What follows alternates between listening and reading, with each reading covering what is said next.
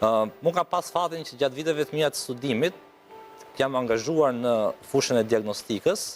dhe ajo ishte një dritare e hapur për të kuptuar se çfarë diagnostika në vetvete profeson dhe me plot gojën sot them që një mjek imazherisë është mjeku i vetë mjekëve,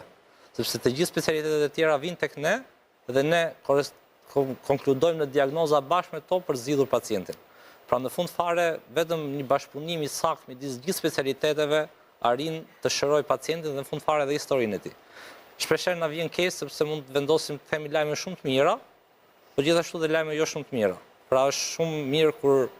një pacient që ti e diagnostikon dhe dikush mund të ketë thënë që ke kancer, ti thua jo, është thjesht një infeksion, dhe pastaj kur infeksioni u shërua, dhe në atë moment dhe ne ndihemi po aq mirë sa ai, po fatkeqësisht ndodhin raste të caktuara që i themi të dy jemi shumë vonë dhe ti je paraqitur shumë vonë për të diagnostikuar dhe fatkeqësisht përfundimi i kësaj diagnoze është fatal.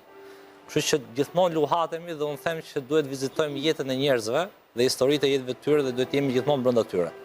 Dhe kjo është ajo e vështira midis të bërit thjesht një profesion apo të bërit atë çfarë ne duhet përfaqësojmë që është mjekësia e vërtetë. E kuptova.